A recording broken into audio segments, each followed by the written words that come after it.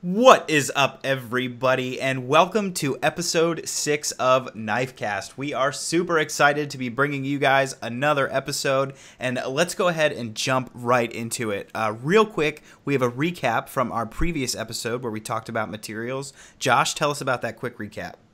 All right, so Nick Chuppern of NCC Knives reached out to us to let us know about some of the information and gave us a little bit more of a backstory on carbon quartz. He explained that it's made with a cold fusion process that's using liquid nitrogen, so that's really cool. Didn't know about that. And mokume can be done with copper, brass, nickel, silver, gold, platinum, and he said there's one more rare metal, but he can't think about it. Oh, palladium. That's it. I actually know that. And let's see, what else did he say? Oh, yeah. On the superconductors, he said Greg, who I said was the person that has been having it available, sold out 3 years ago. And now most of the superconductor these days is coming from expired MRI machines. So pretty cool stuff. I always like it when we get people that write in about the episodes, and we appreciate it, Nick. Thank you. Thank you for letting us know that. Yeah, that was definitely helpful information. So before we start, we'll go around the block here and check out what everybody was carrying today. Frank, what did you have in the pocket? Today I carried my Brian Nadeau Mini Typhoon, the Green Mamba. Oh, it's so hot, dude. I love that knife. It carries really well. I put some pictures up kind of showing the details going on the handle today, and I just really like that knife. It's a good one. Josh? This may not come to any surprise, but I had the chamois in my pocket. The new one that I just got, the Damascus one. I really babied it, but I couldn't stay away from it for 12 hours today, so I had to take it to work. Man, so you won that one in an auction. That's a super fancy one. It's got Damascus and Zirk. I paid way too much money for it, but I thought I did at first. I just kind of got caught up in the auction high, so to speak. Yeah. But since I've got it in hand, I think it was worth every penny, and it's got the titanium frame to go with it as well. I mean, it's near damn perfect to my perfect EDC knife. That's amazing, dude. So, and you have my sham. So I want you to specify, Josh, you have the zirconium lock face or lock side, and you got Gareth to make you a titanium one because we don't know how Zirk is going to hold up. But I did notice that in your videos on Instagram, you had the Zirk side still installed. So what are your thoughts now that you've had it for a couple days? So the titanium, his lock bar tension is not as tight with the titanium because the zirconium is just a stiffer material. So I took it apart, I re-lubed it with some nano lube and stuff, and the zirconium is pretty smooth. It's a little bit stiffer than I would like for lock bar tension. That's the reason why in the video, if you see that I post on Instagram, it kind of stops halfway a little bit. It's not rough by any imagination, but it's not as well as the titanium one is. But as far as like everything else, it's not too different. It's just a little bit stronger lock bar tension. I'm going to keep the zirconium on just to see how it does over time. I'm very curious. So after a couple of months, I'll have to report back. But right now, it's just a little bit of a stiffer lock bar tension. That's really the only difference, and it's a little bit heavier.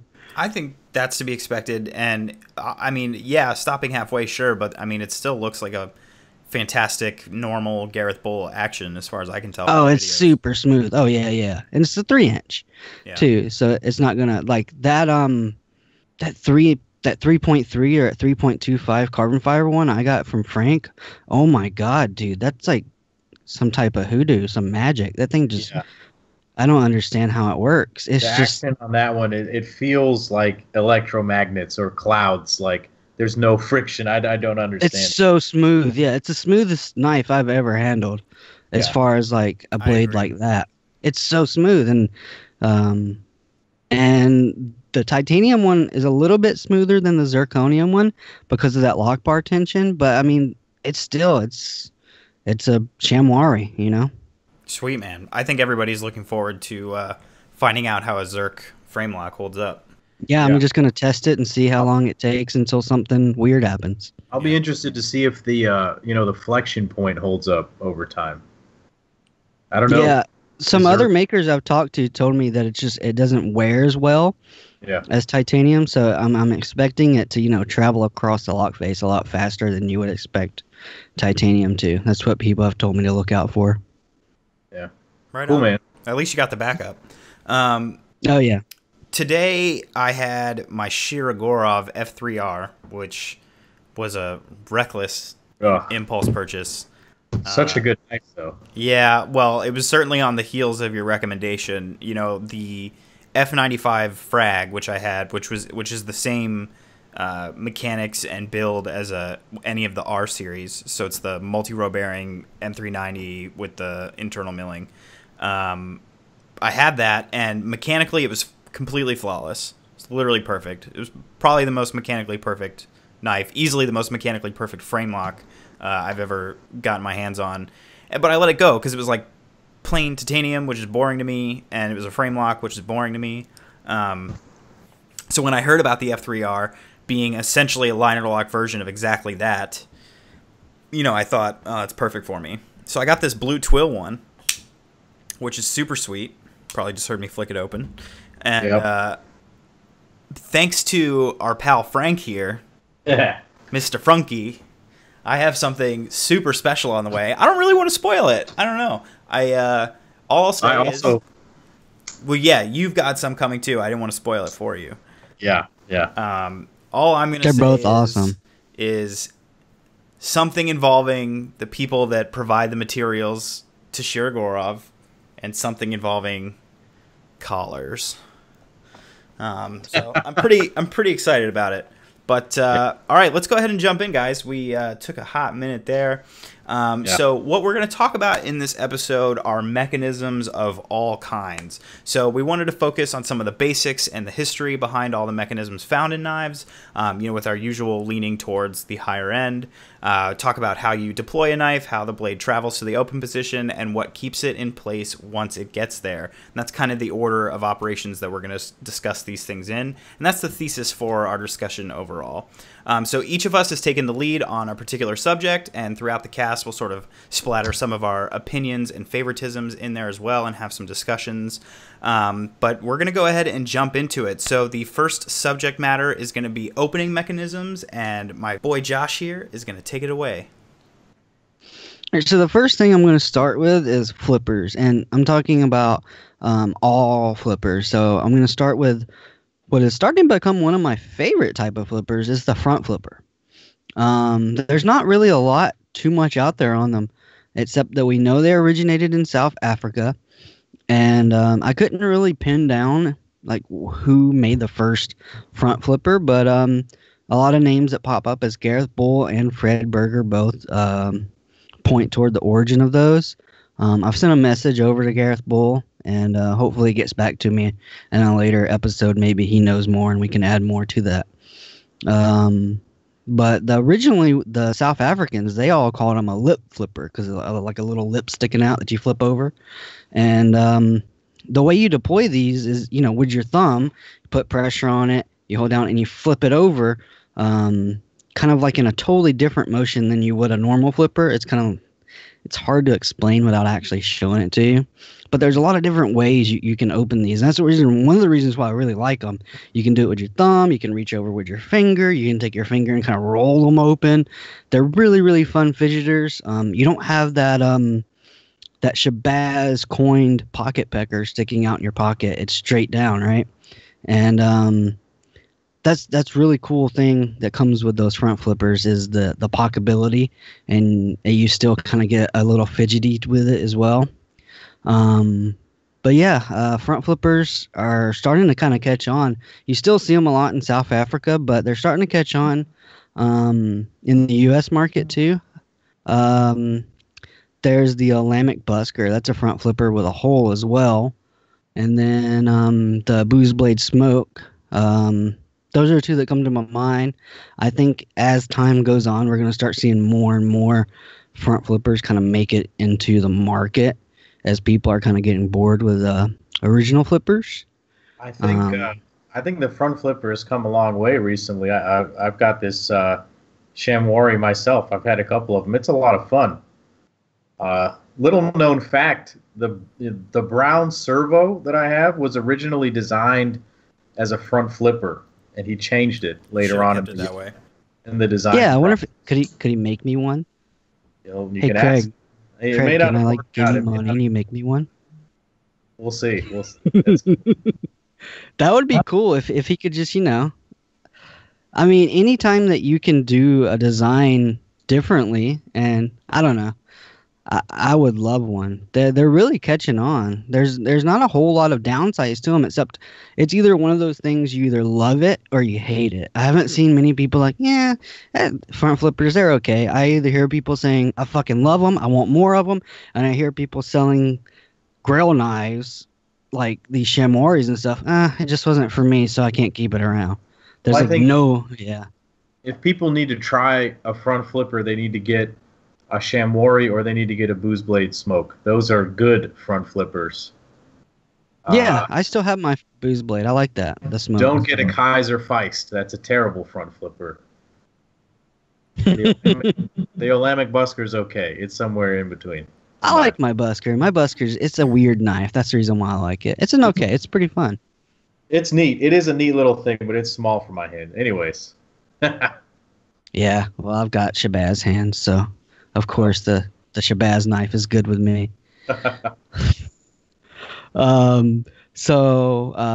Going from front flippers, we're going to transition into what everybody basically in the world loves right now, and that's regular flippers. And we have been loving regular flippers ever since Kit Carson made them mainstream when he did a CRKT collab called the M16. Everybody knows about the M16. There's been like 20 versions of it throughout the years. I think it was like 1999 when it first came out. That was the first flipper. That was the first knife I ever bought myself. The first folding knife I ever bought myself. And that's crazy. And then one of the things when I was reading all this is CRKT, and CRKT is the company that we love to kind of like poo-poo on. It's like, that's just, they make great designs with horrible materials and tolerances. But if CRKT wouldn't have brought this to the market, we could speculate and say we would never see it. Again, we could also speculate and say there's a vacuum there and then somebody's bound to do it. But it's interesting, I think, that you make that point, because one thing the CRKT has always been good at, particularly in their older days, is introducing quirky opening mechanisms. Like, they make that knife that you have to like fold out and twist and stuff. And I had a knife, the Kiss, which was like you had to push the thumb stud in to unlock it and then flip it. And so that is something that they've been known for in the past, is letting people try out interesting things and selling the quirky knives. So, yes, I think we can all appreciate their assistance with the flipper. Yeah, that field strip stuff that they just came out with, it seems hokey, but that has potential to be awesome one day if they do it right. Yeah, who introduced that? Ken Onion, right? He was the guy? Ken Onion, yeah. Yeah. So, I mean, even if we don't like CRKT for their build quality, we at least got to respect them for their innovation within the market. So that's really, I thought that was awesome. There was a couple other people that were making flippers that Kit Carson kind of referred back to, but they were only for like very, very like high-end, almost art style knives, and those were like in a very limited market. So he was the one that really brought it out. It was also called the Carson Flipper when it first came out too, at first. For me, flippers in general, I'm going to lump front flippers in there. They are absolutely 100% my preferred method. I'm late to the game, so everybody else is saying, "Oh man, I'm so tired of a titanium frame lock flipper." Me, I've only been collecting these high-end knives for a little over a year now, so I fucking love them. I like all my knives except for like 2 are flippers, and all of my knives except for 1 is on bearings. We're going to talk about bearings later, but I can't get enough of flippers. Like, I love them. They're very fidgety. You can have fun with them. You can, sit at your desk and flip it back and forth all day long. Everybody loves to fidget with their knives. I mean, that's one of the main things I do with them. I don't even cut that much stuff with them. I'm always about the fidget factor. What do you guys think? It is a thing. I mean, the vast majority of us who are buying these high-end knives, let's just be honest, we're not cutting a whole lot of stuff. Sure, you cut some things during the day, but, that is a big factor in buying these things now. It's just part of the experience. I've got this Shamwari in my hand, just playing with it because it's addictive to play with. Because of that action. Yeah. Because of the mechanism, For me, it's always a matter of execution, right? A flipper is either the best or the worst part of a knife, or anywhere in between, depending on how it's developed. But it's not my favorite opening mechanism, so I'll let you keep going there. It's not mine either, like but it's great. I mean, I don't dislike the flipper. I think the flipper is ubiquitous and overused and has been done poorly, but it's great. I mean, it's not a bad thing. I think it's great when it's really done well. Of course. Yeah, but I also prefer other opening mechanisms if I had to choose one. When I got last year for Valentine's Day, when I got that ZT-0450, and that was my first flipper, and I was just flipping it, I was like, oh my God, this is fucking magical. I live in California. This thing automatically opens when I pull the tab, and there's no laws against it. It's fine because it's a part of the blade. It's kind of like a workaround, kind of like with the guns, the bullet buttons. Until very recently, they kind of like nicked that little loophole. But I don't know. I was just so fascinated by it when I first got it. I was like, this is like simple and it's genius. I'm like, why did it take us until 1999 to figure this out? This is brilliant. So I'm like, I gotta have more of these things. But just as Tyler was saying, flippers, there's a lot of things that come into what makes a flipper good or bad, and that's geometry, as in like, are they cut at a 45-degree angle? Are they all the way up on the top of the thing with no jimping, and they're super small, and all that stuff. I'm not the most experienced or the most knowledgeable person to sit here and critique all that geometry, because I know when makers sit down and do this, they think about it. They think about placement. They think about geometry and the size and everything. And I think it's all like the pros and cons. It's like a bigger flipper tab flips better, but a smaller flipper tab carries better and all that stuff. What do you guys think? Like when you look for a flipper tab, like when you're thinking about a flipper tab, what do you guys like? What is your ideal flipper tab? Well, Tyler? For me, it's more like what I can't have, which is an upswept shape. That's a big one. Hinderer, he does those. Even the Arius, to me, is like Yeah, the Arius reckless. is a little. It's kind of upswept, but you can definitely feel it. I heard it's getting better. Mine's an older Reckless? Reckless. That's the word I would use. Yeah. It's not even that, like, because you're right. Like that one's not even super upswept. So it's more just like. Even like a 90-degree angle, anything that isn't sort of downswept or quite round, to me is reckless. But I have very strong opinions. Reckless. That's such a weird word to choose. Like, all right. Like to me, because insofar as like when you're designing a knife, you know what you're doing, right? Like I would never like call anybody that does that stupid or whatever. Like you're choosing to do that. I know it's a conscious decision, which is valid, but like why is that the conscious decision you made? It's a reckless one, as far as I'm concerned. Well, I mean, it could be better, certainly. And my preference is for a comfortable flipper tab. I think what you're referring to is that a lot of those upswept ones can be uncomfortable. Certainly the first Koenig Arius that I handled, that thing was honestly pretty sharp. And I actually told Bill that he was unpleasant, and he said that they've changed it since then, so it's more comfortable now. But some other knives have uncomfortable flippers. Those are the worst. I don't believe in the entity called pocket peckers. I don't think that's a thing because I've never really had that problem. No matter what, I had a Curtis F3 that has the Ron Jeremy of pocket peckers, and it didn't poke anything in the pocket. If anything, things slip behind the knife, and the pivot hits whatever is in your pocket. You know what? I'm glad you said that. I just want to, before I forget, it's like one of the things he always said, oh, it's going to be in your pocket, like eating your wallet. My wallet goes in my back pocket. I don't put anything else in my pocket except for my knife when I'm carrying a knife. Everything else goes in different places. But depending on the knife I have, sometimes my phone will go in there, but usually I don't carry anything there. My knife goes in the right pocket, phone in the left, and wallet in the back pocket. Yes, exactly. Well, I think it's valid, though, that you would have to argue that just because it's not an issue for you doesn't mean it couldn't be an issue for somebody else. That's true. Now, I do think so, but now on the flip side, I do carry my wallet in my knife pocket every damn day. And I have all kinds of giant flipper tabs and crazy jimping and all this nonsense, and none of it's a problem. I definitely think it's an exaggerated issue, for sure. I'm not saying that it's never, ever not been an issue for somebody, but I really don't think it's that big of a consideration. Okay. Yeah.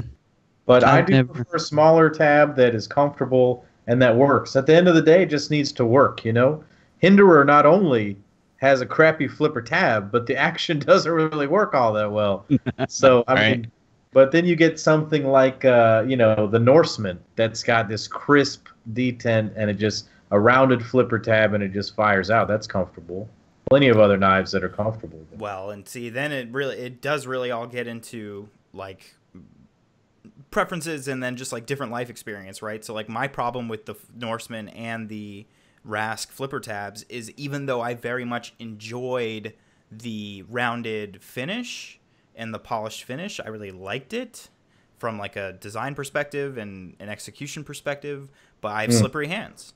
And I would slip off those flipper tabs all the time because they're basically, you know what I mean? They're perfectly smooth. So it can be an issue. Different things can be issues for different people, I guess is what I'm saying. That is a thing. I'm not saying the Norseman flipper tab is ideal. I'm just saying that it is what it is. But there's a lot of variability out there. It's hard to say exactly what's perfect. Pros and cons to everything, for sure. Just hearing you two guys talk, the first thing I'm thinking, it's a highly personal decision. It's it's not one size fits all, Absolutely. For me, I really like Liang Ma. He does flipper tabs very well. He usually cuts them at a 45-degree angle, and I generally like that. They're I guess I should mention the two ways you can actuate a flipper. You can light switch, which I tend to not prefer as much, and that's just like if you flip a light down or up. Well, just down, because you can't like flip a flipper up. That'd be weird.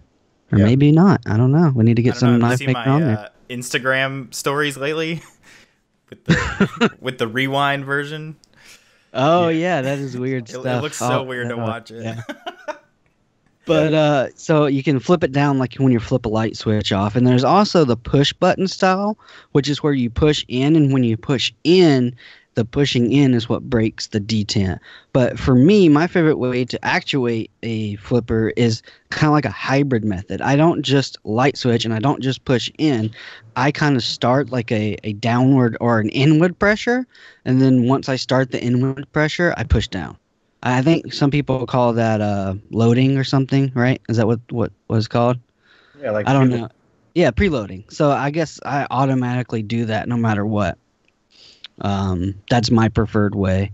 So like, as I said, that's all about your personal preference, the size, the shape. And while I'm thinking about it, the one thing I really, really like. We're talking about flipper tabs, right? I know, man. I'm gonna be on flipper tabs for 3 hours. Yeah. Just thinking about it, I don't want to forget about this. But we always talk about jimping on the flipping tabs, and some people love it, some people hate it, and there's always different types of jimping. But there's one knife that I've seen. It's a JD Vandeventer, actually. It's the Kenpachi, and I know he does it on a couple others. It has knurling. Yes. I love that. Why doesn't more people put knurling on the flipping tab? It's not gonna like tear your damn hands up. It's gonna provide all the grip you want, and it looks so much better than jimping. I don't like jimping. I would prefer not to have it on my blade or on my flipper tab unless it's like a super slippery flipper tab. I think jimping just looks weird. Just little slots cut in your blade. I rant and rave about his knurling all the time. It's so good. Like, why? Why hasn't nobody else done this? Like, I think I've seen GTC do it on his SLT a couple times. Yeah. And I guess, yeah. Since I said SLT, let's talk about innovative flippers. So there's only two off the top of my head that I can think of. I know there's probably way more than these two, but these are the two that pop up to me automatically. We have the Lee Williams kickstop, which I've never had a personal experience with it, but I think it's a cool concept. Basically, the flipper tab is on a separate track.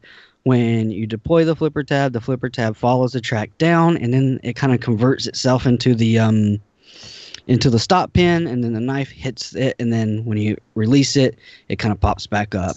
Tyler, you actually handled a Lee Williams with a kickstop. I did. Tell us about your experience.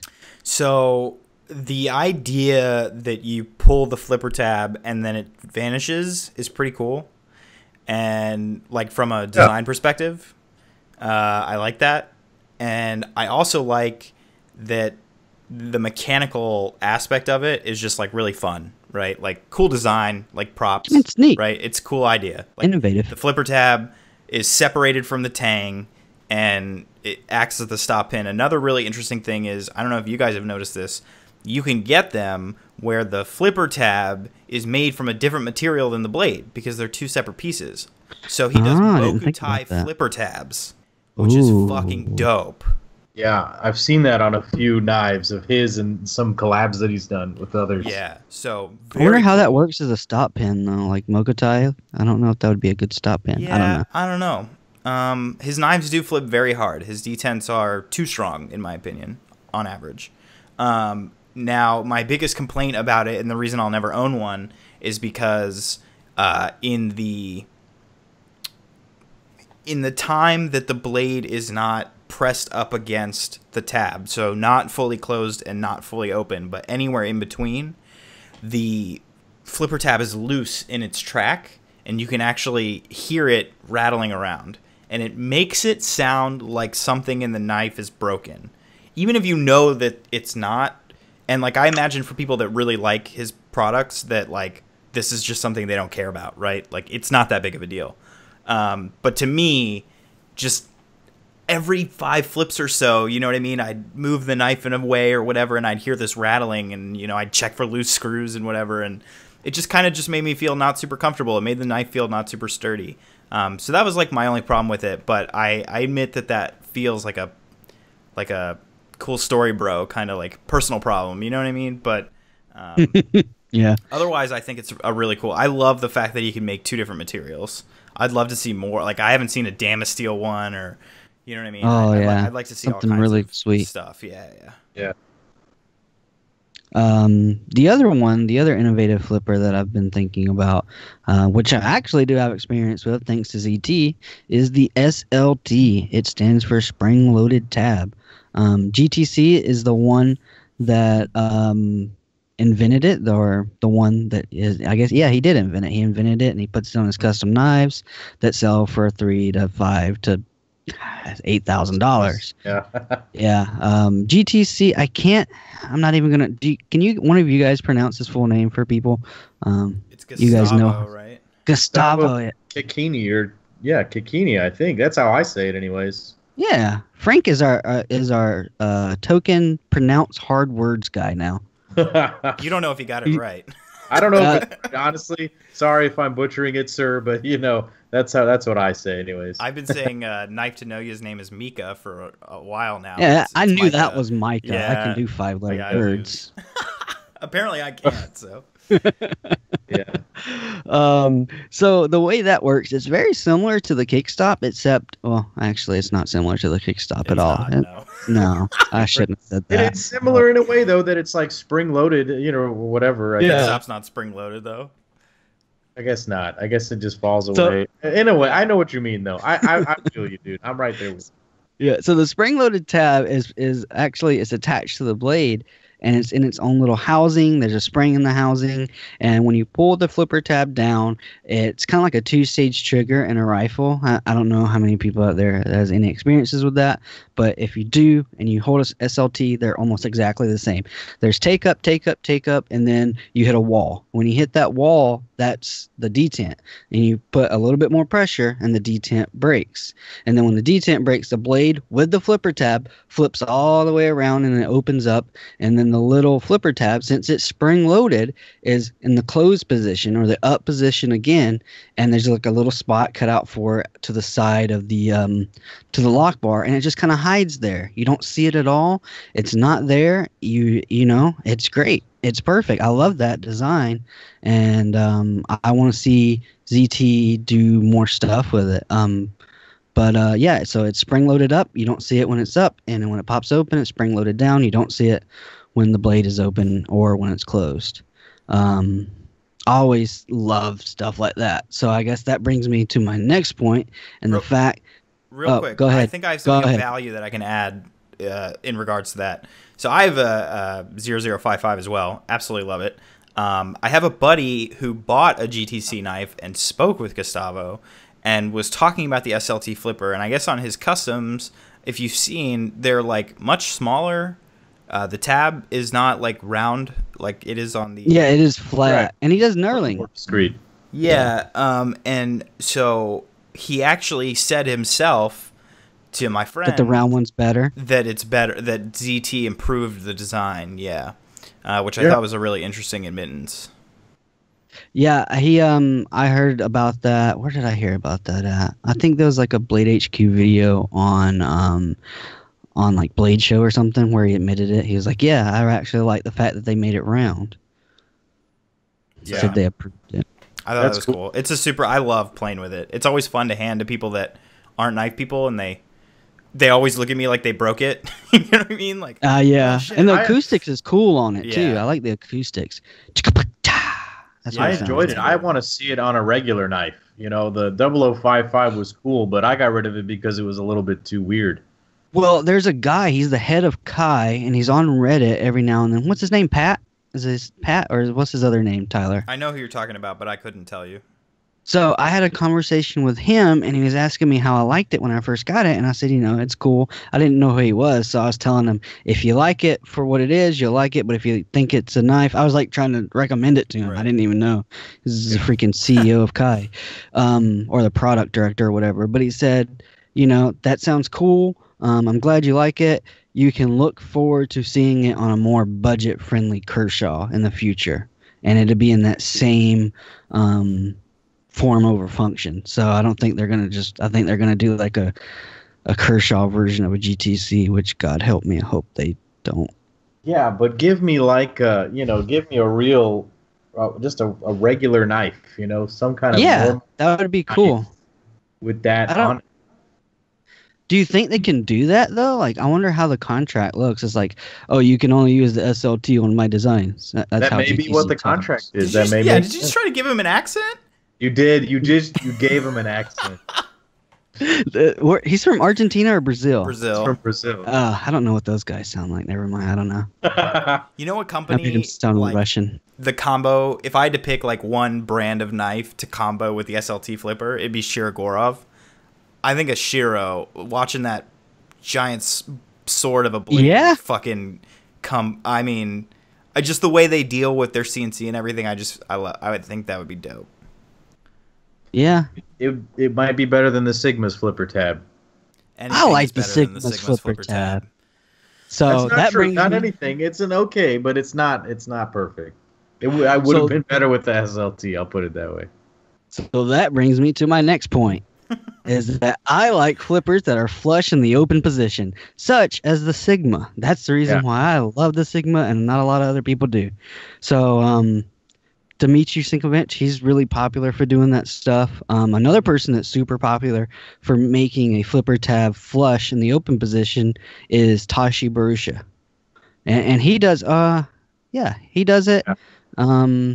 on a lot of his designs, and also Elijah Isham. He does it too, but the And way Leon he does it, yeah. Ma. Liang Ma. Yeah. Well, he did it on the 15, the XV, and he does it on the GSD. Oh yeah, I guess he does do it on a Quite a couple of few. different designs, huh? Yeah, yeah. Is the GSD So a flipper? yes, it is. Oh, weird. That knife I have- stands for get shit done. I have a Fun fact video. of the podcast. Yeah, but I just thought it was a finger flicker with the hole. I have a video. No, the kitchen utility folder is the non-flipper one that kind of looks like it's the only non-flipper. Oh, right. I think Sorry, I've he got those made. mixed up. You're right. I know. Yeah. I had the GSD, the shitty one, the production one. Oh yeah, the CRKT version one. CRKT, yeah. Yeah. Oh, It was a yeah. tank. The Riot So- one was nice. It had a weird flipper. Anyways. That's kind of like the trade-off with that. It's like you do get that non-flipper in the open position, but a lot of the times they're either at weird angles or they're very small and unobtrusive, like the Sigma. Yeah, so they're kind of like hard to manipulate. I actually have a Gareth Bull Miura that is a 1 of 1 as I speak. He might make more in the future. I have no idea. But it's a dual opener. It has a front flipper like we talked about earlier, and it also has a very small, unobtrusive flipper tab that when you open it, it's flush in that position. I really like it. At first, I didn't like it as much, but since I played with it and broke it in, I've come to enjoy it. Yeah, there's something about that. I like having a flipper tab, but when it's open, it can be obtrusive and in the way. I like seeing the clean lines without it. So I really, really dig designs that put that flush flipper tab into their knives. Yeah, so there's flippers, the whole 3 hours worth of flippers. So let's talk about holes. Everybody loves holes, and I'm not talking about Shia LaBeouf. So, Spyderco, Sal Glesser. Sal Glesser is a knife genius. He's a huge innovator. He is responsible for a lot of innovation in the knife world. But he's also greedy. He's a greedy little dude. When he makes something, he's like, I want it to be my thing, not anybody else.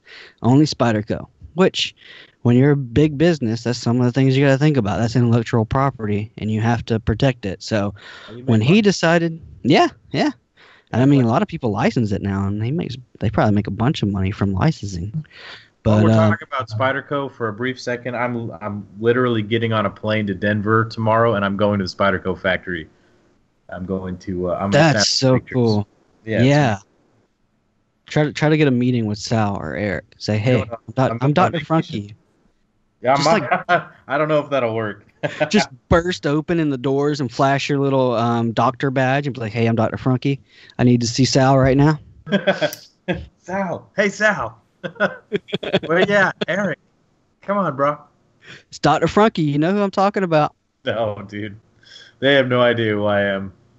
Just bust in the door and be like, Dr. Funky here. Hey, everyone. Dr. Funky here. Okay, I'm sorry. Anyways, sorry, I wanted to mention that. I'm going on vacation. I'm excited about it. Anyways, keep going. That's awesome.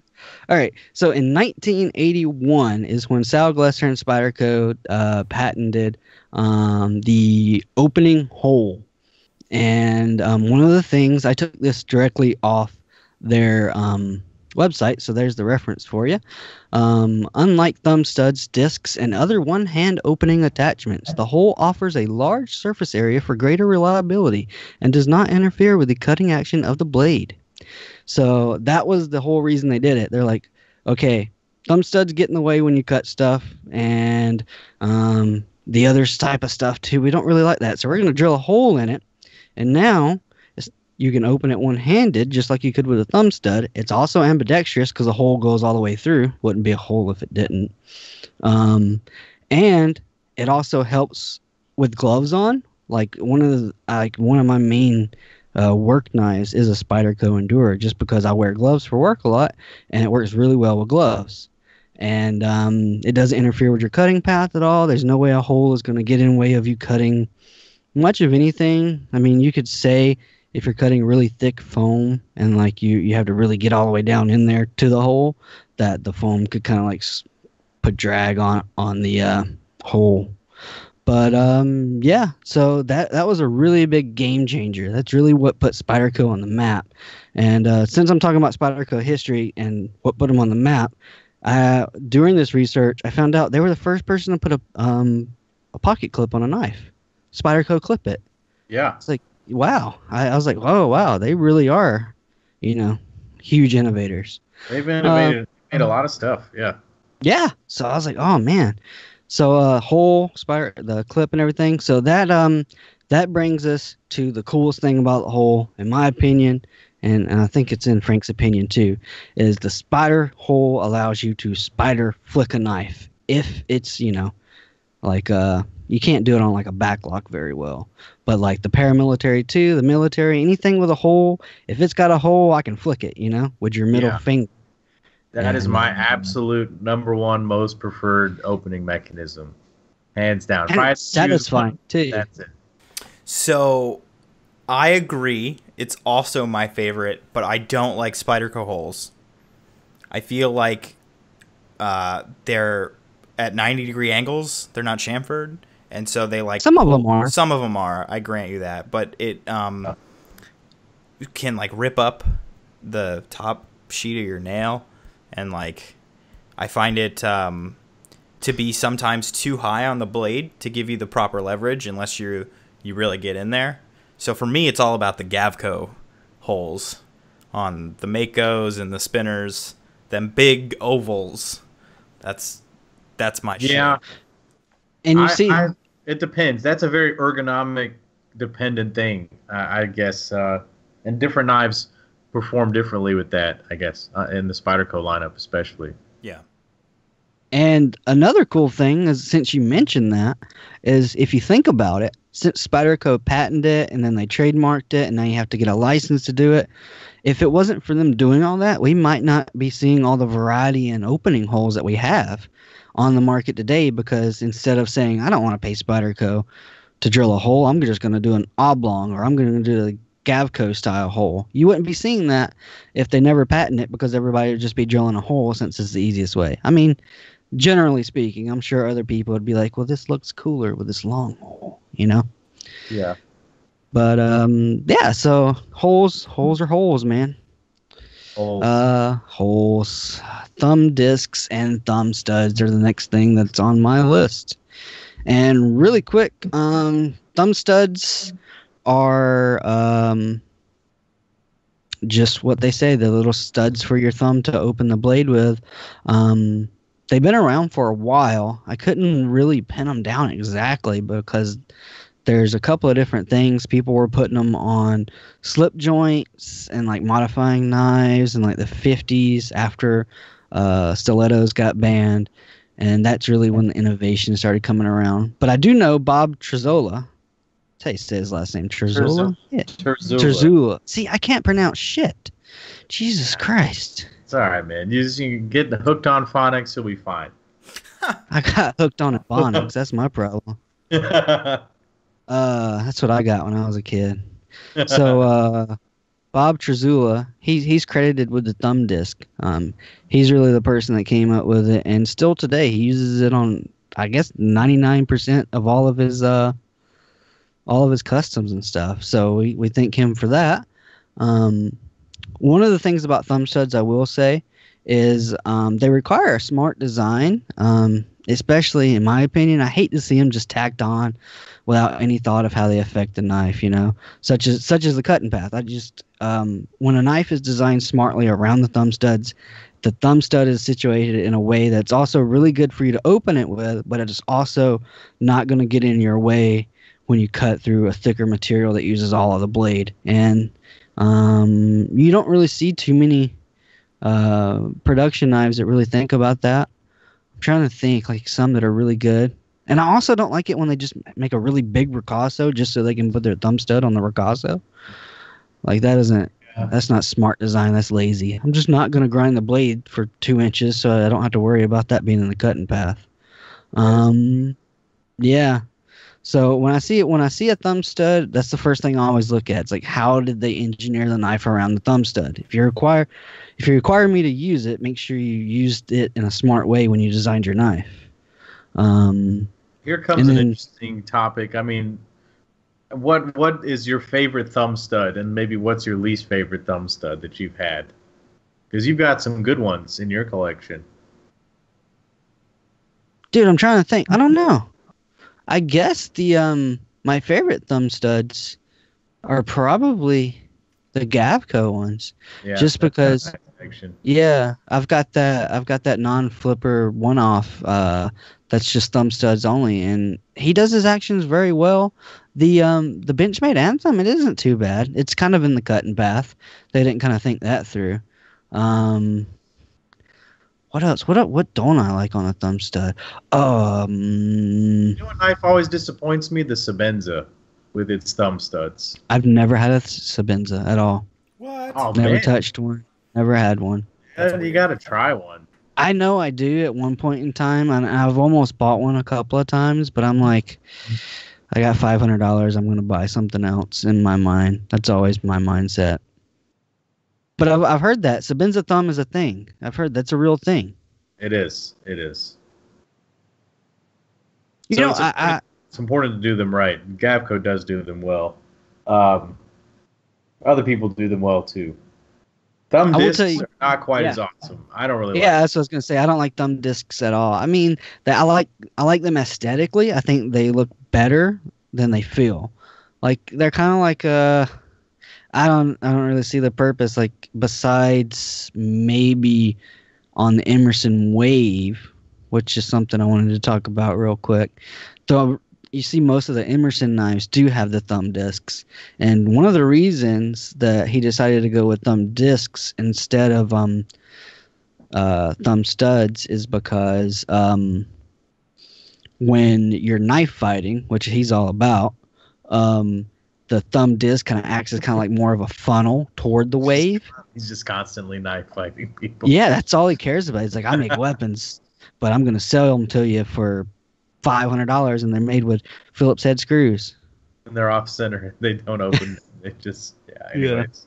I don't know, but yeah. So he's always the reason why he invented the Emerson Wave. Well, he didn't invent it; it was around beforehand. He kind of like made it popular.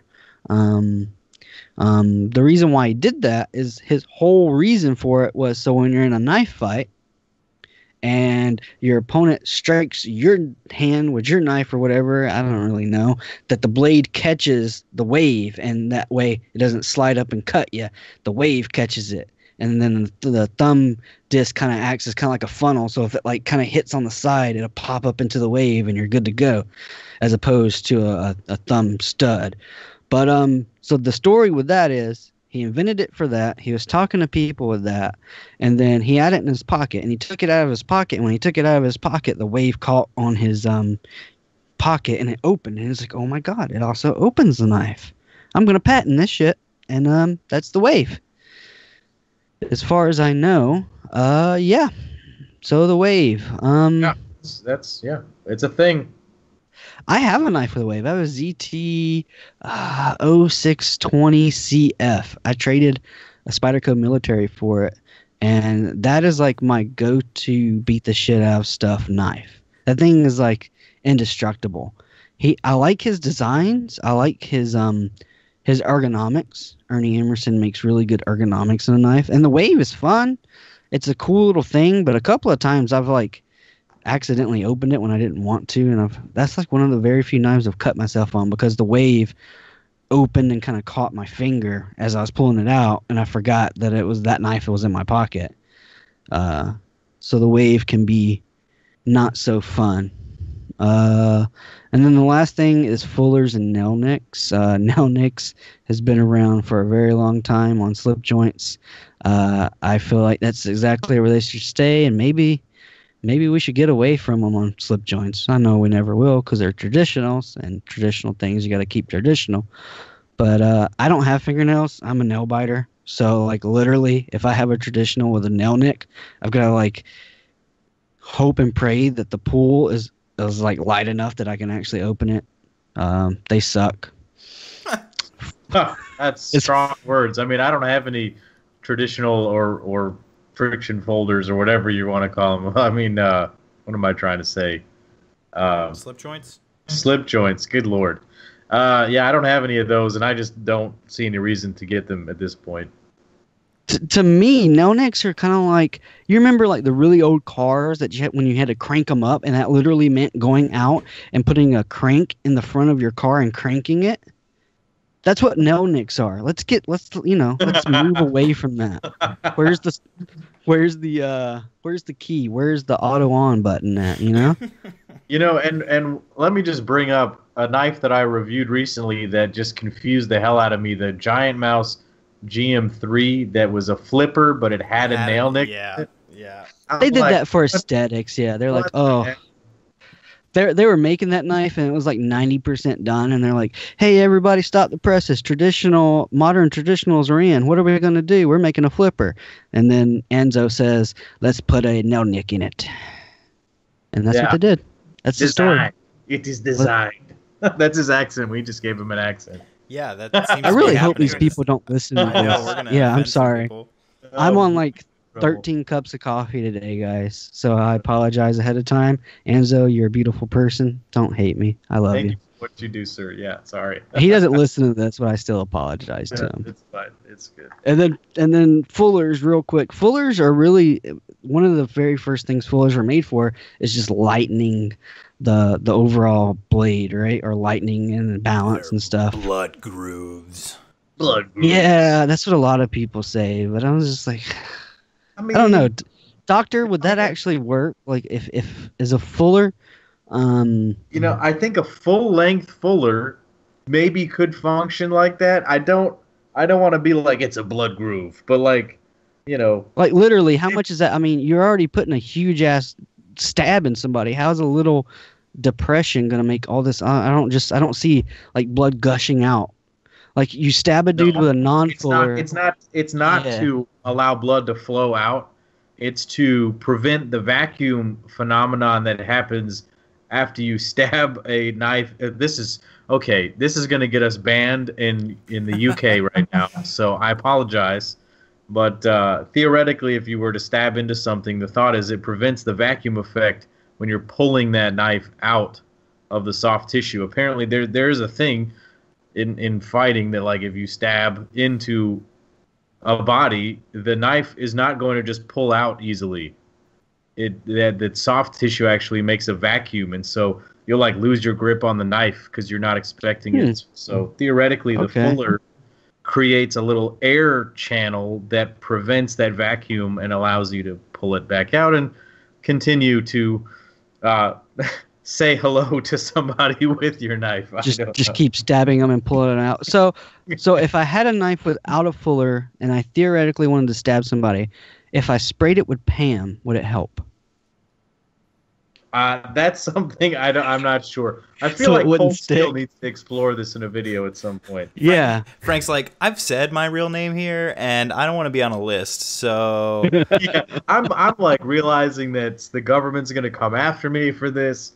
We just got banned in the UK. I'm sorry, guys. We just lost. That's interesting because everybody that you talk to, when you think of a blood groove or a fuller, you think of you don't think of the vacuum crap. You think of, oh, this allows a channel for more blood to flow out when I stab somebody through it. I was like, but that makes sense with the vacuum thing. Yeah.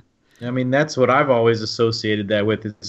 Frank's totally correct. Yeah, definitely. I wish that we would see more fullers, though, because I love using them in the same way that you use a hole to finger flick a knife. And that was my point, and I lost it. So I find a properly placed fuller, you can deploy that knife like the whole length of the blade. It's fun.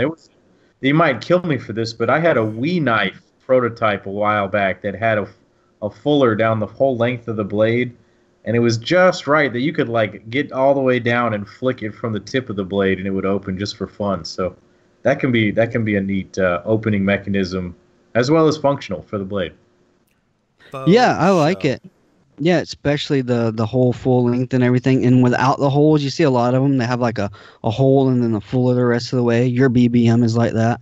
Oh yeah, And then that'll do it. I would like to see knives just a fuller, and that's how you open it. And if it's properly positioned, like you said, that fuller is gonna work in the same way as thumb studs. I almost think you could argue Frank's BBM is like that, even though it has the hole. I would imagine that your finger naturally sits below the hole, and that. It doesn't. It does fit perfectly in the hole, Oh, okay.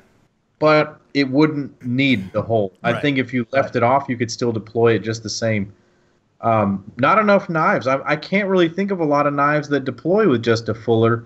I had There's not very many. I had a Marfione Anax a while back that was just a fuller, but it wasn't really ideal, I don't think, for that. Isn't that one? It's like a really big fuller. It's not really. It's like a wide, shallow Yeah. fuller. That wouldn't do. No. No, they And built that one Marfia- strictly and for it's- murdering. yeah. And it's a Microtech, anyways. Yeah, So- that's, Again, strictly for murdering. we'll leave it for another day, maybe. So I have to say to our listeners, one of my favorite things about having Frank on this show is how scientifically literate he is. So I, in some way, tasked him with the most scientific aspect of our conversation, which is going to be pivot mechanics. Frank? Yeah, so I'm going to do my best to try to run through this and not sound like an idiot, but we've been discussing mechanisms, so Josh did a great job talking about opening mechanisms. I'm going to talk about pivot mechanisms, and we'll go ahead and just start with the pivot itself. So what is a pivot? It's a point where the blade is going to be rotating around in the handle and coming out and then locking into place. This has been around for hundreds of years. They have folding knives that go back, you can look at this on Wikipedia and stuff. It goes back, and back, folding knives and all that. So I'm not going to be able to tell you who invented the folding knife or the pivot, but essentially it functions as the middle of the knife, and it needs to be strong. And so people think that in order for it to be strong, it needs to have a very big diameter. And diameter does matter in our folding knives that we all love. But diameter is important only up to a certain point. I think people have found that somewhere in I couldn't really tell you what the exact measurement is. I should go and measure some of these pivots that I have, but you never see pivots that are bigger than about a quarter of an inch or a little bit bigger than that. You don't see pivots very often that are an inch around, and that's because as you increase the diameter of a pivot, it's actually increasing the friction, the number of points that the blade is contacting the pivot, so you increase friction. So there's sort of a golden point where you get a diameter thickness that's strong enough to make your knife solid and not break, but also a very smooth, rotating feeling that you're getting around the pivot. That's why we don't see these massive pivots on these knives. Even the most overbuilt, craziest knives you've seen don't have ridiculously huge pivots. They're not like 2-inch pivots on these massive 12-inch folding knives because it wouldn't be a smooth action. Something else to consider, just like with the blade, heat treat on components like this are something to consider. You probably don't want to have a pivot that is the same hardness as your steel in your blade because that might make it a bit brittle. We harden blade steels, as we discussed before, in order to hold an edge and be hard. But you don't really want your pivot to be necessarily that hard. You want it to actually have maybe a little bit of flex to it so that it can deal with these sort of opening and closing shifts in weight and these forces on it. So that's actually a consideration to think about. Same with the stop pins in the opening, in the sort of pivot and closure mechanism there. Something I wanted to touch on very briefly here is the decision by makers to go with either a fixed pivot or a free spinning pivot. I didn't want to get too deep into this, but I really like to see when somebody makes a fixed pivot so that you can maintain the knife very easily. I don't know how you guys feel about this. You know what I really hate? What's that? People that use specialty pivot hardware, and then it's also free spinning. That's what I mean. That's the worst. That is the absolute worst. Both my Clyde Challenors have got those awful specialty pivots, and they're free spinning. Whoa. Stop. You can use a flathead screwdriver. So you should have 4 in your house easily. Because everybody has one. I've talked about this before, but I will be super quick, okay? I don't know if people know what that's about. I know, right? So with those pivots, they're these iron crosses. That's what they look like. And the way they're supposed to be used is they're supposed to be used with just a flathead screwdriver, the most simple tool in the world. Everybody's got one, right? But here's the deal. Number one, they're not slots. They're these huge diameter things. So when you really crank down on them or try to open them with it, it actually can strip very, very easy. It can slip super easy. Yeah. So when I got them in and I really needed to take them apart and clean them because there was some gunk down in there, I had to have a screwdriver on this side and the other side was spinning, right? And so I'm holding the knife in between my feet with a knife on one end, with a screwdriver on one end, and I have to tape the tips because what they do on the inside of those pivots scratches so easy. You can just look at it and it scratches, right? So I've got these 2 screwdrivers, and I'm just having to just hold it in between my feet and just try to open it. And they're both free spinning, and it's just the worst thing in the world. I've never had that much trouble trying to take a knife apart. And then the one that they use for their standoff, it's also free spinning, but it's also small. But it's not just like small, it's in like a weird size for flathead screwdrivers. I have a bunch of flathead screwdrivers. I have the most. I'm like the Trump of flathead screwdrivers. My flathead screwdrivers are wonderful. They're great. I've got so many screwdrivers, right? And I do not have one. My screwdriver, I do not have one that is the size that I need for that pivot. And it's so frustrating. Not the pivot, the standoff screw. They're either too small or they're too big. And I've got my screwdriver, my flathead screwdrivers are great. I got wonderful flathead screwdrivers, and I do not have one that fits. And that drives me insane. And I'm sorry to go on this little tangent, and I know it was your turn, but when you have those specialty things and they're free spinning, I just seal one side up with Loctite and be done with it at that point as far as I care. I am always very impressed to see somebody that has created a knife and they've taken the time to engineer a fixed pivot that's not rotating. It allows for maintenance to be a lot easier, and I don't know if it causes any problems with smoothness. I really don't.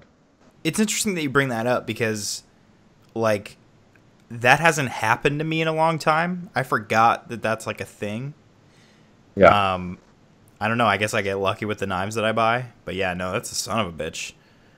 I guess I buy a lot of knives just to review, so I see a lot of kind of crappy execution. I lost sleep trying to get into those Clyde Challenger knives. That's how much I worried about getting into those knives. Which is hilarious because you can't fix your centering issue because it's a blade grind issue, not a centering issue. I know. Moving on. So we talked about pivots. They are important, but the thing that really makes a pivot a discussion topic in pocket knives is how that pivot is supported and how that blade is supported on that pivot with either washers or some sort of bearing system. So I'm going to kind of break down sort of a little bit of the science in some in washers and bearings, and maybe we can just talk about them and then understand why people choose what they have. So if we talk about washers, so you have your pivot, you have your blade, but you don't want your blade to be rotating against the material of the handle. The drag coefficient between a titanium scale and a steel blade is going to be very high, and it's going to make a lot of drag, and it's going to make your knife not smooth. And so basically all folding knives, even the $3 knife you're buying at Walmart, is running on some type of permanent lubricant, we'll call it, and that's a washer of some type. And these are usually either made out of one of two materials. It's a plastic, like Teflon or nylon or nylotron, or a metal, and it's usually phosphorus bronze or phosphor bronze. And there are sometimes people use brass, but usually it's phosphor bronze. So what is Teflon? What is Teflon and nylon? I'm going to lump them together because these are just, we're going to call them plastic washers because that's what they are. They're some type of plastic polymer. Something interesting that I learned about these things, specifically Teflon washers, is that they may actually have the lowest coefficient of drag of any type of plain flat washer. Jason Guthrie explained this to me when I asked him a little bit about his knife, the Scout, and why he decided to use Teflon washers on that knife. It's one of the best executions of Teflon washers. I think Rick Hinderer and Hinderer knives are maybe the most commonly known Teflon washer knives. And interestingly, I think that Hinderer is not doing it quite right, because even if you put phosphor bronze washers in your Hinderer, it doesn't really get all that much smoother. And that may be for another reason, that it actually doesn't have this as smooth of a coefficient of drag, as low as a coefficient of drag. But moving on, talking about the material itself, so Teflon is, honestly, it's a very strong piece of material if it's thick enough. They actually use Teflon components in the ball sockets of car suspensions. And so these things can really these materials can really stand up to a lot of abuse over time. I think that sometimes they're executed not quite as well. You put a wafer-thin, a little paper-thin washer in there, it could shred if you tighten the pivot too much, or other things like that. I think that a lot of people in the knife community also know about Nick Shabazz's Ouroboros story, where the actual lock mechanism, the compression lock, shredded the nylon washers on that knife. So that's why these things are perceived as a little bit lesser, nylon washers or Teflon washers, because they're made out of plastic and they're not as durable, and they don't seem to be as durable as metal washers or phosphor bronze washers. So moving on to phosphor bronze washers, what are these?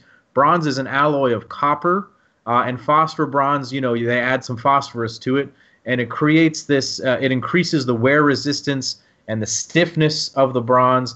It also makes it easier to create these materials, and it makes it very slick on the surface of it. Even though this surface may have a slightly higher coefficient of drag than a Teflon washer, what this thing does, and I wish that I knew the specific term, I didn't research this deeply enough, but people say that it's self-lubricating, this phosphorus bronze. It actually creates a reaction on the surface of the material that it's rotating against, like impregnating some of its own material on the surface, so it forms its own layer of lubrication. And so it's an interesting material that you really get that break-in on phosphor bronze knives. Your Spydercos, your Benchmades, a lot of knives. This is not going to be your lowest end knives. Your lowest end knives are running on Teflon. Your next step up is going to be phosphor bronze washers, and these go all the way up to the highest end knives. Even a lot of custom knives still run on these. I like washers a lot if it's done well. Some knives are very smooth and awesome. I've been picking up a couple of Spydercos recently, some paramilitaries and some para 3s, and those are incredibly nice actions and nice and smooth on those, and I know they're going to last forever. Phosphor bronze is also a tough material that'll stand up to the test of time. I guess, do you guys have any points to make in this section right here? I mean, no. It's my personal preference that I don't like washers really ever at all. And like, even when I had a Jason Guthrie Ranger, the action like was amazing, right? Like, so much respect for him, like turning the tables on like our perception of Teflon. Fantastic. But like, you can still feel him, sort of. You know what I mean? Like, yeah, you can feel it in the way that like I can't feel anything on the Chamois, like we talked about before, right? Yeah. So it's like, even in its perfect execution, I'm just more of a bearing guy. However, I have full respect for the people that maybe want something more utilitarian, right? Like, you shouldn't take a bearing knife and like use it at the beach. It's probably not a good idea, right? So like, I value it as a mechanism, but it's not for me. Well, what? Yeah, same thing. Yeah. Same thing as same thing. I was gonna say, for me, I think phosphor bronze has a very specific purpose, and that's like those hard use knives that are gonna go into situations and into environments where I wouldn't want to take a bearing knife. That's why I have the ZT 0620 CF. It's on phosphor bronze, and it goes to work with me. And I work in conditions that get wet, and I work outside as well. So if it's raining or whatever's going on and all that, I know that I'm not having to worry about those little bearings. I just take it apart, wipe off the phosphor bronze, good to go. That's why I like it. So if I'm looking for a knife like hard use or in extreme environments, that's exactly what I would look for. I wouldn't even think about bearings. Well, both of you touch on bearings here. Let's talk about that for a minute, and then we can kind of sum it all up.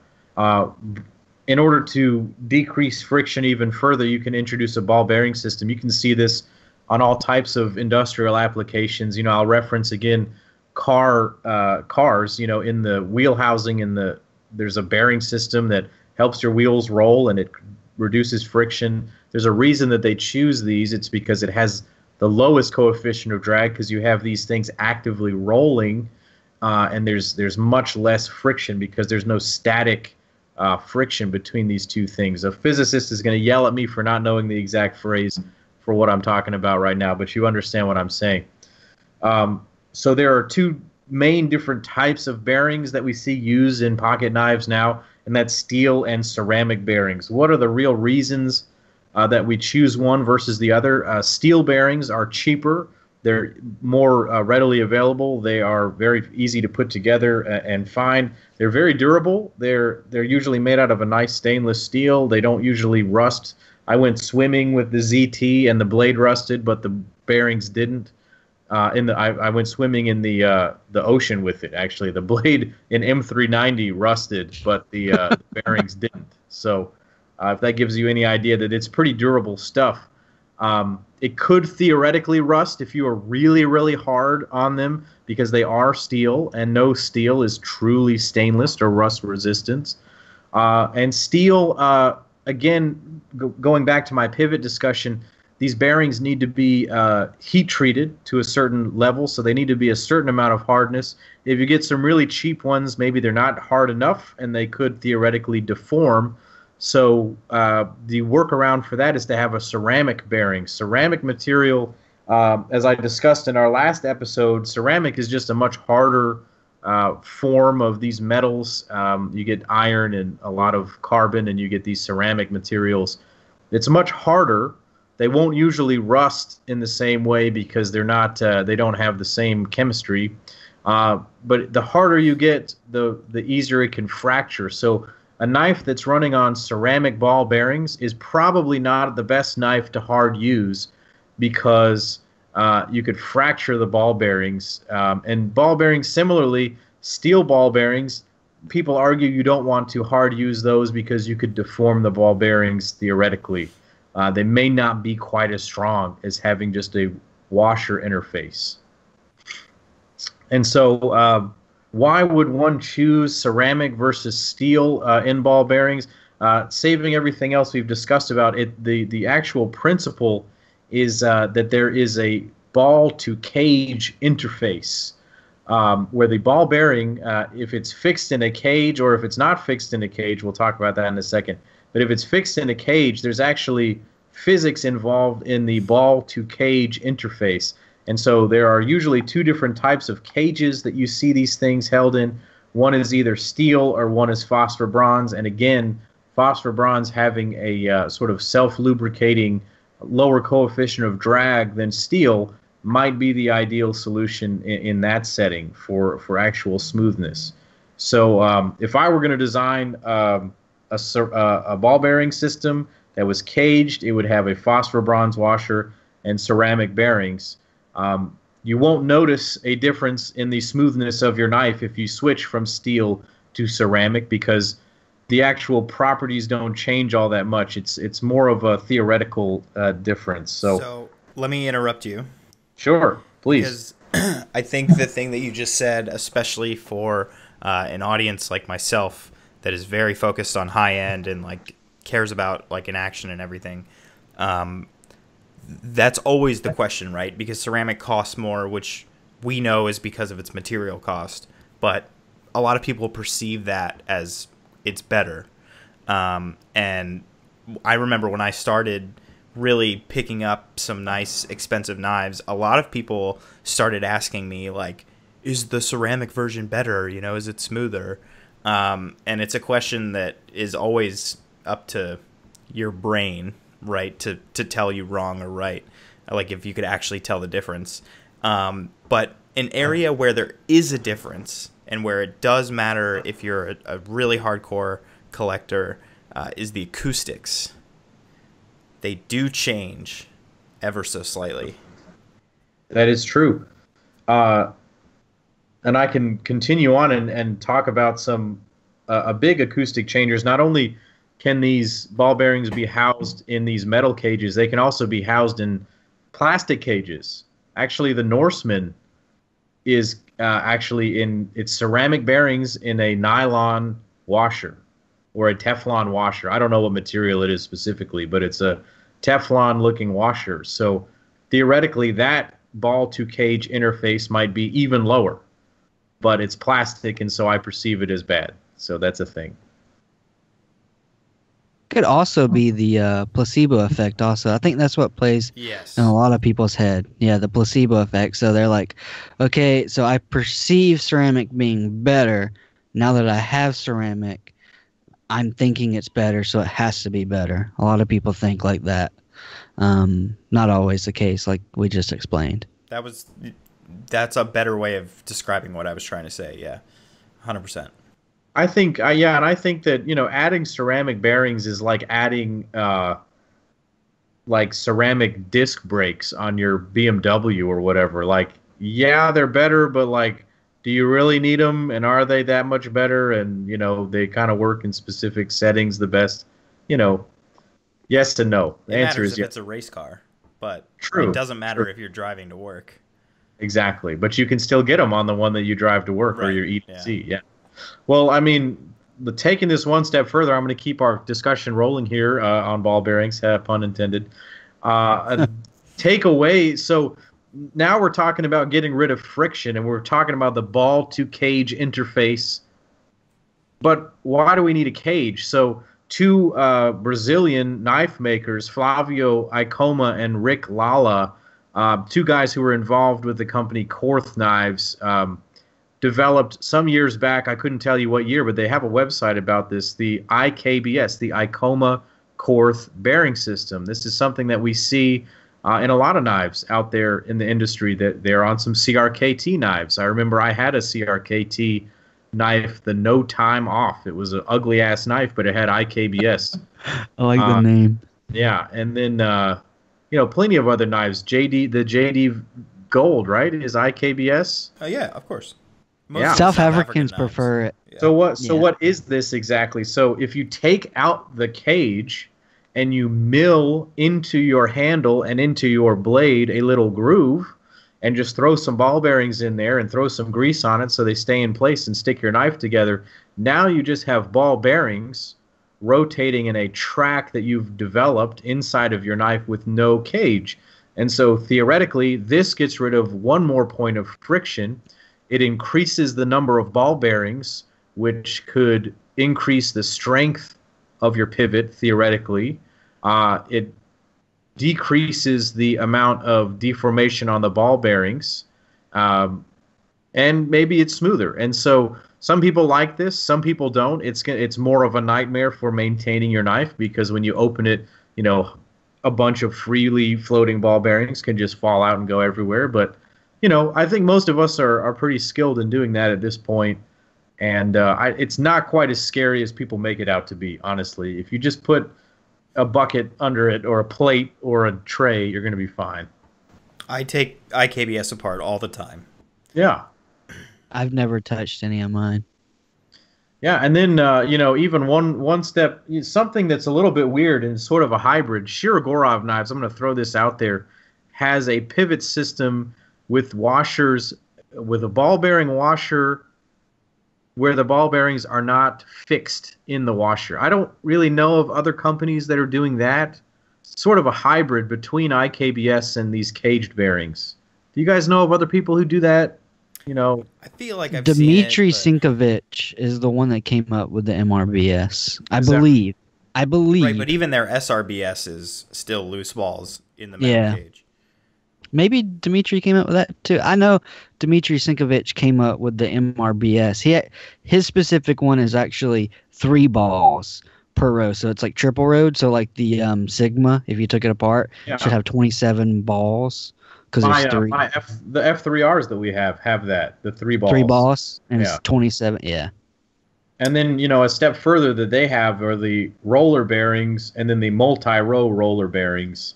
Yeah, I know somebody that just got a multi-row roller bearing, and he's very excited. His name is Charlie. Hi, Charlie. I think he told me about that today too. And I think he would be upset if I didn't mention the exact term lateral stability. Lateral stability. So what are roller bearings? Roller bearings, as the name implies, instead of balls, there are these little rollers. If you imagine a steam roller and the big cylinder, you've just got a cylindrical rotating piece, and then there can be multiple rows of this, apparently, as in the MRRBS system from Shirogorov. MERBs. MERBs. But what's the point here? What's the point of why are there all of these different pivot mechanisms? It all comes down to friction. The washers and the bearings are meant to reduce that friction between the blade and the handles. And then it's going to come down to what does the knife maker want out of the knife. Certain of these mechanisms will be better for certain types of knives. If you want a hard use knife, you're going to want to put washers in your knife because that's the most lateral stability and the most reliable, and it's not going to get gunk between the ball bearings if you go out there and play in the mud. So if you want a hard use knife, maybe use washers, maybe Teflon, maybe phosphor bronze. If you want a light use, gentlemanly, smooth knife, you could use Teflon.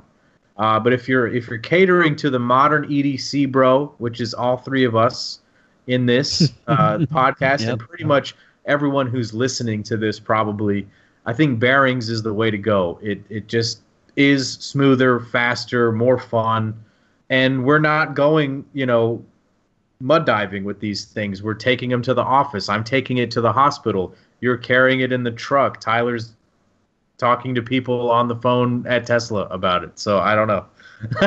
I'm just messing with you right now. You're supposed to laugh. Anyways.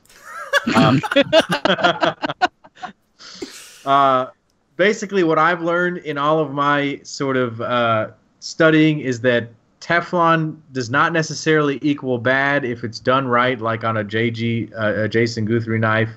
But I think most of us want to see bearings, and makers are pretty much going to make what they're going to make. You can't necessarily assume that a maker has made a poor decision just because it's not the type of pivot that you really want to have. And I'm going to leave it there, basically. Cool. Oh, man. Thanks so much, Frank. We really appreciate that. That was good. Thanks, man. Yeah, awesome stuff. So I'm going to finish this one out with the sort of final act of opening a knife, which is it locking into place. So I kind of just want to touch quickly on some of the different locks out there and then spend a little bit more time on the locks that we're finding more commonly. So obviously sort of the oldest locking mechanism that is common knowledge is the lock back. And that just utilizes an arm hinged at a point, which has like a notch that locks into a cutout in the tang of the blade. And then to disengage it, you just push the opposite side of the arm, which raises the notch out of the tang, and then you can close the knife. Not something that we really see on like a lot of custom knives or anything. And then I'm not really going to talk about like slip joints or friction folders because those aren't locking knives. So the triad lock, which is that cold steel bullshit, is what I'm going to call it. It's not really used in custom knives or high-end knives. It's only cold steel, right? I don't even know if they've licensed it to anybody. Yeah, Andrew Demko it's is Andrew the Demko. guy. Yeah. Yep. Okay. It's basically a lockback with like an extra little something. It's got a little hook on it or whatever. It just makes it a lot stronger, I guess. Yeah, so the point that I wanted to make about it is that if you want to know more about it, boy, they sure have quite a lot of literature for you to go check out. You could probably go watch a couple hours worth of cold steel content on their triad lock. So interested in that, go check it out for yourself. The Axis lock was introduced in 1988, and the rights to this mechanism were purchased by Benchmade, and when they purchased it, they named it the Axis lock. This lock is sort of like a love it or hate it kind of one, in my opinion. I know that diehards swear by it, but to me, it's pretty much junk. The lock's overly complex compared to other locks on this list, and it provides weak lockup in my experience. Like every Axis lock I've handled, I could disengage by using pressure with my hand against the spine. Every single one. But I gotta test my Anthem then. Never tested it, actually. Certainly, the Anthem's, one of their newer pieces. It's different, yeah. Yeah, but definitely check it out. I mean, I had a 940, and I've had lots of friends that have, I've the Griptilian and all that. Pretty weak lockup as far as I'm concerned. Yeah, Also, I've never actually tested it. I don't like it because it relies on those Omega springs, and those can break easily, and they don't. It relies on a moving cylinder, and that cylinder doesn't always lock up equally, right? Like one side is stuck and the other side isn't, and I hate it. It's terrible, and Benchmade just awful. Move on. Well, so I wanted to it does shine in the light of fidgeting, because when it's disengaged, you can freely swing the blade, and so it can be fun to flick it out and Sure. pull the lock down and use a wrist flick to close it. So I admit that it has its place, but I think it's a really bad lock. But next up on the list is another sort of manufacturer staple, which is the compression lock. It's surprisingly fun. Most of my experience with it is through the Paramilitary 2. It was introduced by Spyderco, and it functions pretty similarly to a liner lock. It's just on the reverse side of the knife. So instead of being on the side with the edge, it's on the side with the spine. And it's got it sort of wedges itself between the stop pin and the tang. It's kind of interesting. Spyderco's website does a lot to show you the kind of see-through look of what it is. So if you're curious, you can go check it out for yourself. But it's basically a liner lock. Yeah, Sal Glesser developed that one. Good old Sal. Good old Sal. Yeah. So I just kind of wanted to knock those out because I think unless you're a slip joint collector, most of what you have now is a liner lock or a frame lock. And I think the history behind these is pretty cool. So the liner lock itself was patented in 1906. Many people know of Michael Walker as the inventor of the liner lock, but he's actually responsible for refining the design and securing a trademark for the term liner lock in 1990. It's worth noting, though, that the liner lock that we know today as collectors is almost entirely Walker's doing. He removed a back spring that was previously used in the old design. He introduced the stop pin altogether as a way to secure the blade against the liner. And he added the detent ball to keep the knife secured in the closed position using sort of the spring strength or the tension of the lock bar. And this is a really interesting point because I was surprised to learn this, that, the detent ball or the detent itself, no matter what structure you use, is something that we really focus on in terms of deploying the knife, right? We talk about detent strength, that has to do with deployment. Yeah. We talk about how smooth the knife is, with the detent running through the track, that's deployment, and sort of falling closed and everything. And it's really interesting that the whole point of it was to keep the thing closed. I just thought that was ironic. Yeah. I can see that. Yeah. So while we recognize the frame lock as sort of like a distinct mechanism by today's standards, historically it's seen as a derivative of the liner lock. It was first widely used by Chris Reeves knives, which I think is probably the number one piece of trivia that every knife guy knows, right? Like that's like the first piece of knife trivia that you learn. Reeve integral lock. Everybody knows integral that. lock, yeah. Yeah, exactly. So also known as the Chris Reeve see, I say integral. You guys trip me up there. Integral lock. It's because he pronounces it that way. When he says it, he says integral lock. Interesting. That's the way I say. Yeah, that's the way I've always said it. Well, he's also integral. South African, so tomato, tomato. That's why They talk weird. Just kidding. Something that Josh pointed out to me, liner locks and frame locks have equal strength when all else is equal. So, if the thickness of the lock is the same and the length of the lock is the same and the relief cut is the same, then they're going to have the same strength. But on average, I would say anyway, you guys can disagree, that frame lock relief cuts are thicker and therefore offer more strength on average, like blanket statement across the market. Yeah, I can see that. But the main thing that when I was pointing that out to you, a lot of people had this impression that a frame lock is way stronger than a liner lock because the lock up at the top where it interfaces with the tang is a lot thicker.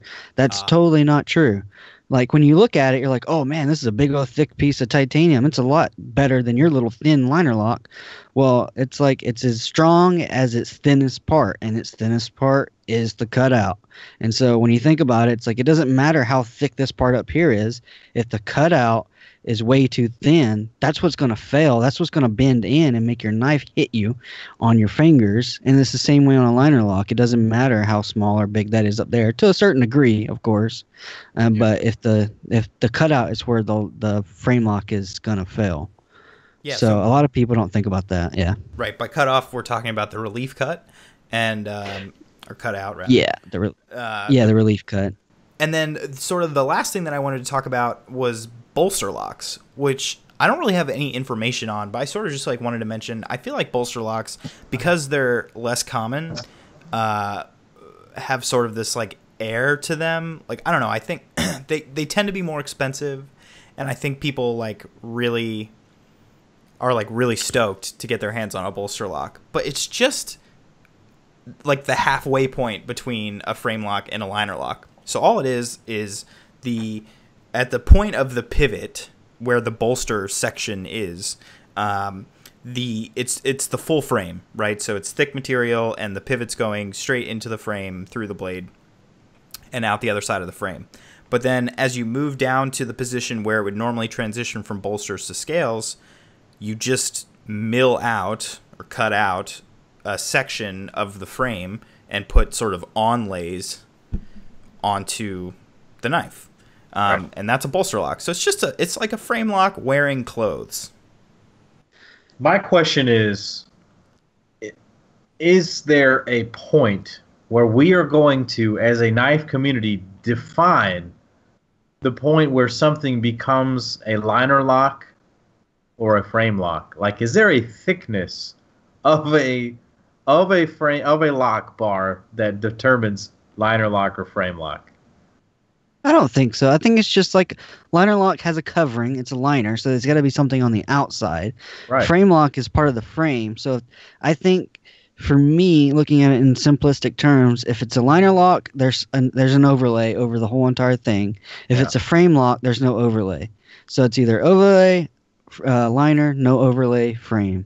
Like the simplest way I'd look at it would be like that. I totally agree. I totally agree. I associate the phrase liner lock with like a thin little piece of metal, but it doesn't have to be that way, though. Dude, my liner lock from CMF is like 3 inches thick. The liners is as wide as like a normal frame. That's actually like my preference is like super fatty liner locks. Kirby Lambert's, Jason Overall. They're comfortable. I love them. Yeah. On the bolster lock, before I forget, I've seen them done 2 different ways, and that's always confused me.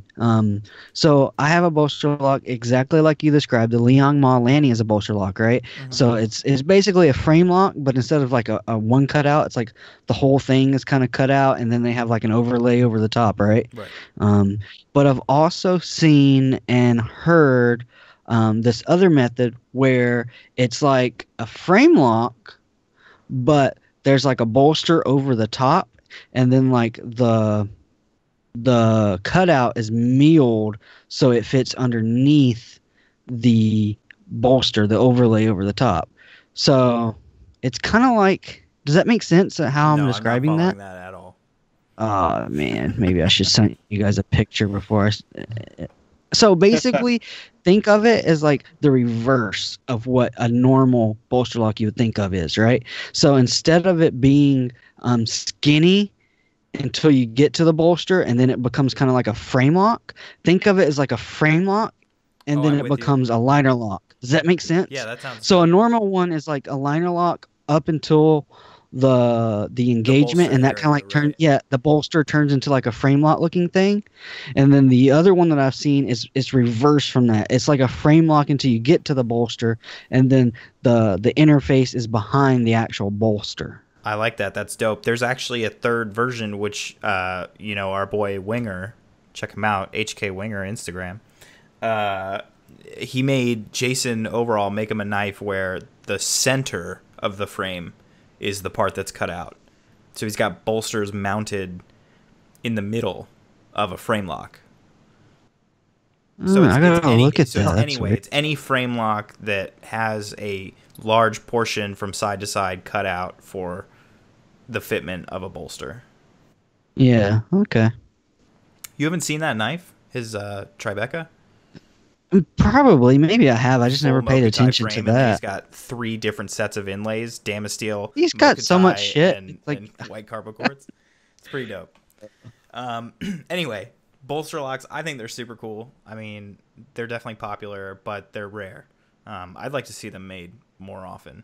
But that's all I agree, have too. as far as locks go. I mean, the one thing that I wanted to say in terms of my personal preference, like, I'm like kind of, I think, weird maybe in the market. Like, yeah, a lot of you people, are. yeah, a lot of people don't seem to like really care. It's more just about the knife. But for me, like, I'm extraordinarily partial to liner locks.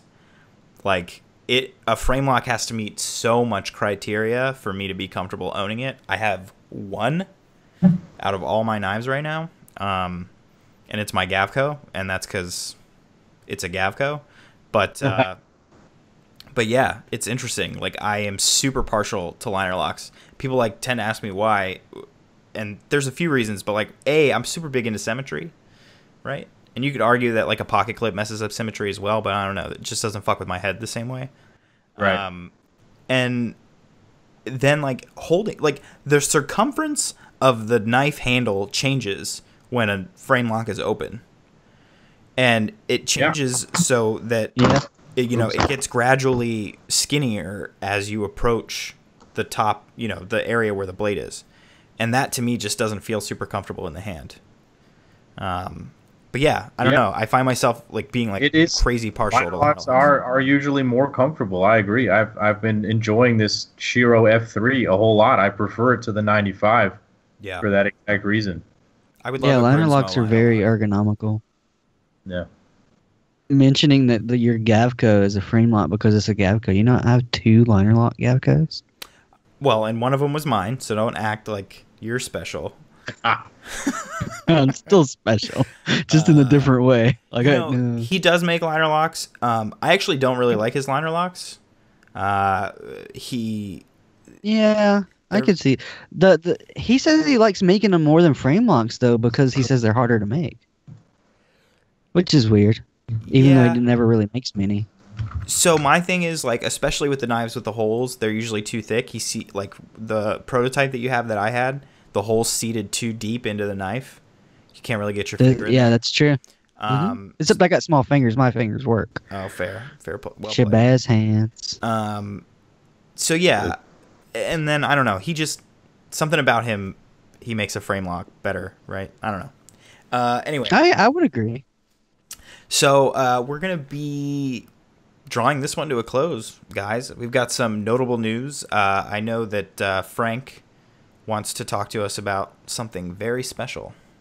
Well, I just this was something that I couldn't talk about earlier on in the season when we were talking about knives we were looking forward to. Bill Koenig asked me to stay quiet about a project he's been working on for a little while, but he announced it today on his Instagram, so it's public, so I can talk about the fact he just announced a collaboration knife with Shark Knife Co. or Edison Barajas. And it's based off his Goblin model, which is sort of a unique choice. I think we discussed, maybe it's not the coolest of Edison's knives, but maybe they did that on purpose. I happen to know that there's going to be a small version available at the Blade Show. And that's when it's going to sort of be fully released and announced, and that's coming up soon.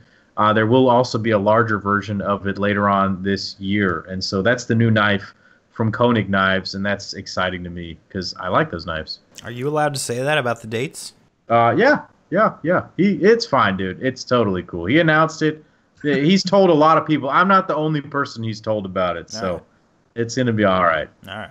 Dude, I'm going to get one of those things. Like, I like the Goblin. He showed me some prototypes, and I'll tell you, it's going to be really nice. He's going to execute it really well. Oh, yeah, his execution is spot on. So I just, knowing he's making that, oh, man, that's a total buy. It's like I'm going to be emailing him and messaging him and say, take my damn money. I think Bill, honestly, is one of the guys that I think he needs to do some collaborations like this with a lot of people. I think that he has the execution and the passion for it to do it well. And there are a few other guys out there with good designs that could do really well with his production capabilities. So earlier off recording, I said that I wanted him to become the American Shirogorov. But that would imply lots of, similar designs and his own designs. What you guys are suggesting, what I think is dope, is if he becomes the U.S. version of Custom Knife Factory, where every model is sort of a wicked collab. Absolutely. I mean, I think he's running an operation similar to like a Millet Knives. He's really been able to ramp up his production capacity. This will be cool. Made. This is his third model, right? Third model. I think so. They had the Zenaida, and then so this is fourth model because they had that auto knife. Yeah, they had another knife as well before. The auto, it was an automatic. It was a big beefy automatic, and I think that dude that designed the Arius, his name is escaping me right now. Yeah, T.J. Schwartz. I think he's the one that is designed all three of the knives. So this is the first knife that they're making that's not designed by him. Yeah, absolutely. Any other notable news, guys? I'm going to Blade Show. We know that. I'm going to talk to Blade about that Show. at the end of every episode. Yeah. Well, it hasn't happened yet. I'm just really excited about it. I hear you. A lot of news then. I'm stoked to go again too. I got asked to do something there that I can't do. I won't have enough time. But all right. Well, huh? Cool. Yeah. Right. Yeah. I shouldn't have said anything. Something we happened, were but I falling can't tell apart, you. guys. Great story, bro. Yeah. So thanks so much for listening, everybody. That is going to do it. Today, you were listening to my two lovely co-hosts, Josh, a.k.a. Echo Does Knives. And Josh, where can we find you? On Instagram, as you said, a.k.a. also known as Echo Does Knives. I feel like you should mention your underscores because you never do. Well, it's just okay. So it's Echo underscore does underscore knives. They need to get rid of the underscores. Echo does underscores. Echo hates underscores, actually. That needs to be your alternate profile. We've also heard some lovely things from the mouth of Frank, a.k.a. Dr. Frunky. Frank, where you at? You guys can find me on Instagram as Dr. Frunky, all one word. I'm on YouTube as Dr. Frunky, 2 words. I've got a channel where I talk about knives, a lot like Tyler. And if you ever wanted to email me at any point, you can reach me at drfrunky@gmail.com. All one word. Awesome. And I am Tyler, aka TovarishWorks. You can find me on YouTube, TovarishWorks, on Instagram at TovarishWorks, and email me at tovarishworks@gmail.com. Thank you all so much for listening, and we will see you next time.